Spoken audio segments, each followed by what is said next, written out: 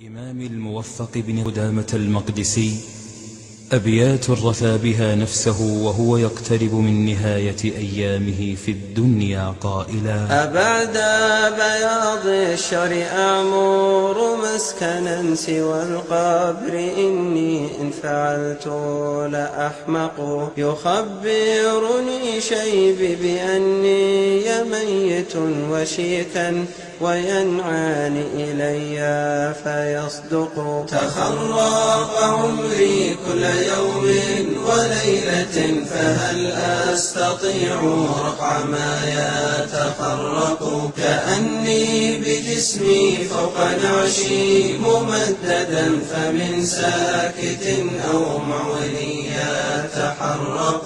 إذا سئلوا عني أجابوا وأعولوا، وأدموعهم تنهل هذا الموفق. وغيبت في صدع من الأرض ضيق، وأودعت لحدا فوقه الصخر مطبق. ويحثو علي الترب أوثاق صاحب، ويسلمني للقبر من هو مشفق. فيا رب كل مؤنسا يوم وحشتي، فإني لما أنزلته لا مصدق. وما ضرني إني إلى الله صائر، ومن هو من أهل أبر وأرفق.